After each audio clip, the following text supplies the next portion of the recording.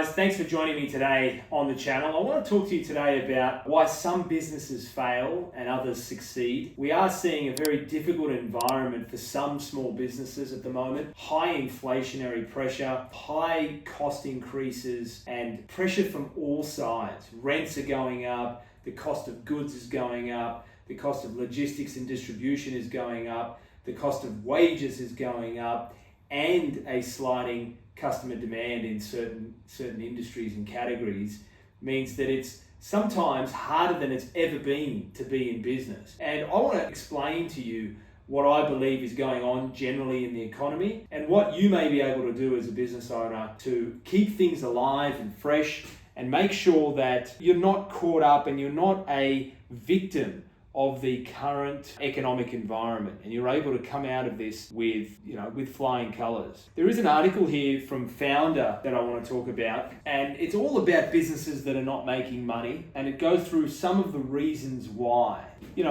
Businesses ultimately do fail when they don't make enough money, right? The definition of a business to me is to have a successful, profitable enterprise. Now, if you take the profitable part out of it, you don't have a business.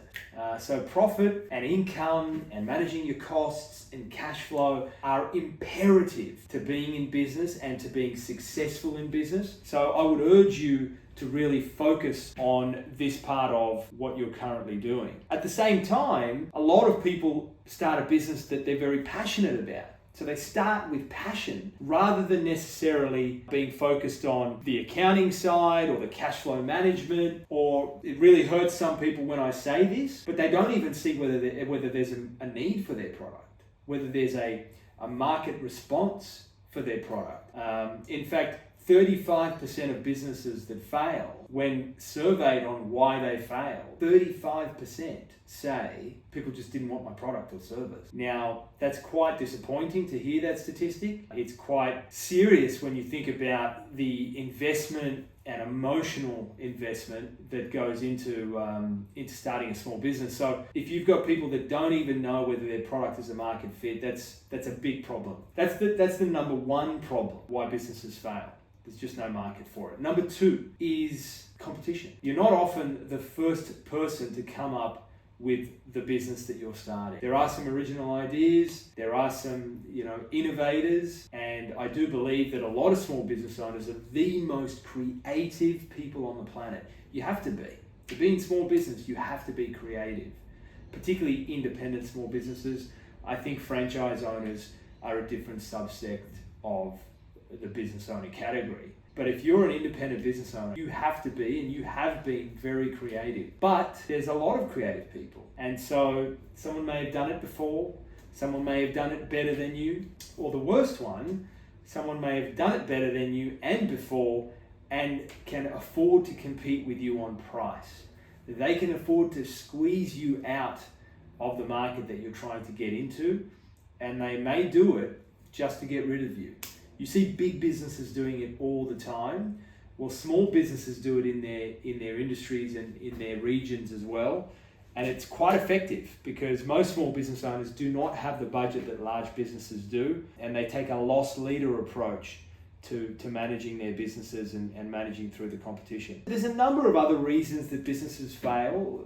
One of the other ones I would say is a broken business model. If you're selling, whether it be retail, brick and mortar, door to door, some sort of old-fashioned business, and the market has changed so much that you need an online offering, you need a digital offering, and you have not moved with the times, well, you will find that it will be very, very difficult to compete. So yes, there's competition, but then what is your competitor doing to be a little bit better than you? And how can you hustle and compete to either stay with them or even better than them, because that is how you succeed. There's plenty of other issues that I've heard from small business owners as to why they failed.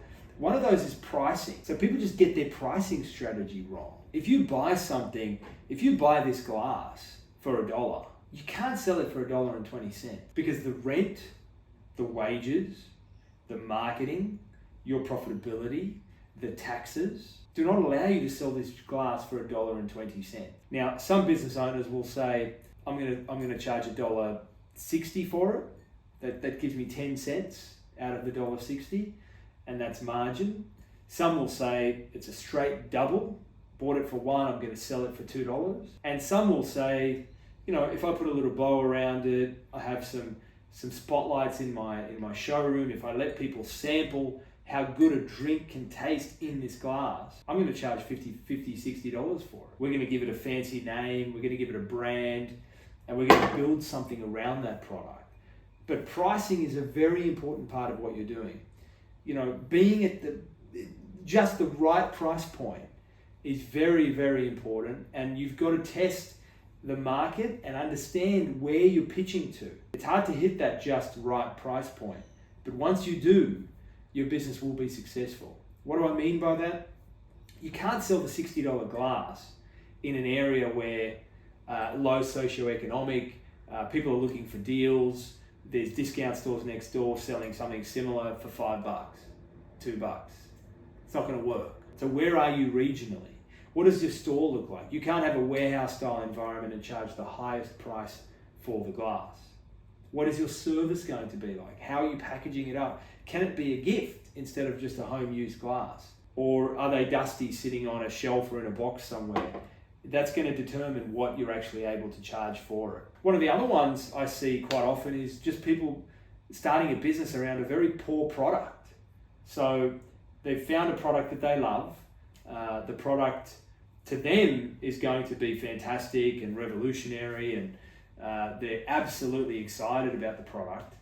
But at the end of the day, not enough people like the product. The product has issues. The product has returns. The product has electronics and doesn't work properly. If people are not satisfied, these days it doesn't take long. You're on Google and you get bad reviews. It doesn't take long to ruin your business. So the right product is very important at a new business. I do want to say that most businesses fail within 5 years for a lot of these reasons that I'm going through. And the reason for that is people can only hold on for so long. If they're not making money, if cash flow is not where it should be, if it's not profitable, if they have another work opportunity, if they're constantly investing money into the business, if it's a sliding scale of sales, you're constantly putting money in. Businesses are like children, they're like babies. You often hear, my business is my baby. And when you're putting into something, unlike a baby, you expect your business to give you a return. And we see that within 5 years is mainly the point where passion can only take you so far. People really, really push it, and they do struggle to build that business. But once they do, nothing can stop them, and they have an absolutely fantastic business if they can get past that mark. But if they cannot, they will fail. One of the reasons for that is just a lack of good goal setting. Right, so we see this all the time with business owners. It's one of the things that I do in my consulting. Your goals, strategies, and tactics, they have to support what you're trying to do on a business level. If you decide to be the largest plumbing contractor in the area that you live, well, having a really flashy office with, glass windows in the middle of the city is not a necessity. What's more important is having enough vehicles on the road that are clean and tidy and with your signage and phone number details on them. Who's picking up your phone calls? When someone rings with a plumbing emergency, who's trained that person, the first person that customers speak to? Far more important than how your office looks. So your goals around growth have to very much be tailored to where your business is going. Not necessarily where you want to be. You're really comfortable in the city, or your husband or wife works there and you want to be next to them or near them. Customers don't care. Customers want it where they want it, when they want it, and how they want it. And it's a job of a business to deliver that. And you do see that. McDonald's is a great example. So we all know the McCafe story. I mean, a few years ago, probably more than a decade ago now, we saw McDonald's globally losing share to healthier competitors, and particularly in the coffee space, Starbucks. And in fact, it was in Australia that the first pilot McCafe store was launched. And that concept has now gone right around the world. People realized, well, McDonald's realized, we have stores in great locations, people are going past them, but they're walking straight past, they're driving straight past to Starbucks. What do? And they came up with a great coffee concept. So it's a fantastic lesson for us on, you want to start a business, you want to become wealthy, you want to become independently successful, but what's your intention? And don't get too carried away with the idea of I've got all this freedom, I can do whatever I want and be wherever I want. You can, but it's determined by your customer. I often say the customer is your boss. You own a business? Great.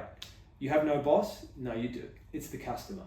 They decide on our behalf. So using a goal setting framework, and some of the stuff that I talk to people about very often is, using all of your experience and, putting your whole, life orientation on the line when you're deciding those business goals is very important. So please get that right, guys. That can break any business and business owner. The next one that I come across often is just a lack of bandwidth.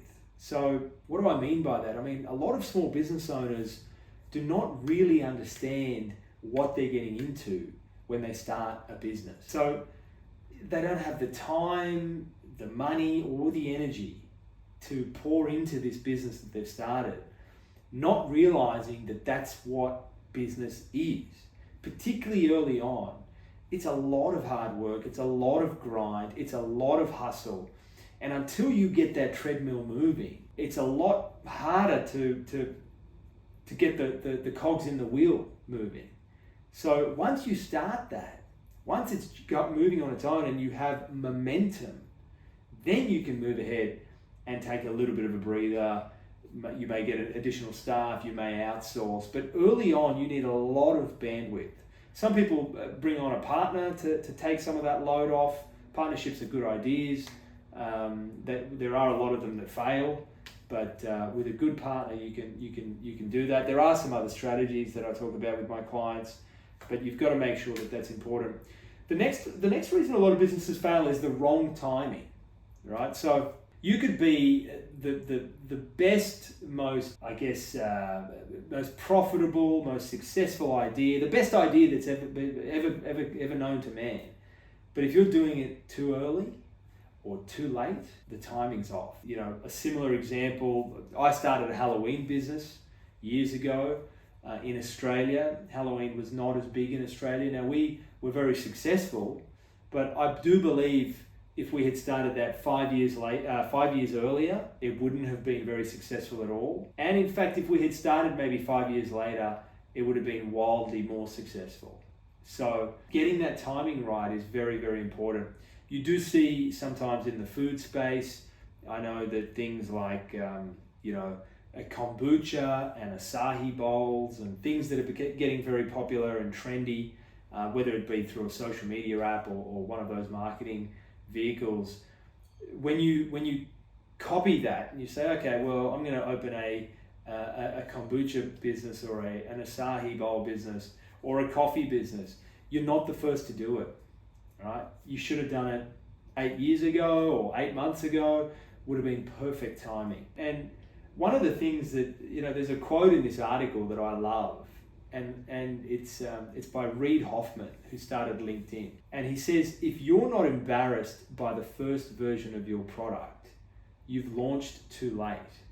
We'll put the quote up so you can see it. If you're not embarrassed by the first version of your product, you've launched too late. And I think that's fantastic advice, because if people know what it is, it's a little bit odd and a little bit strange, and you're probably not going to get the traction that you want to with it. I know years ago there were some friends of mine that were building a virtual reality business. It was too early. They went out of business. Now, with AI and VR becoming quite commonplace and the nature of technology changing, I'm sure that it would be a much better time to launch that business. So technology is another big factor around getting that timing right.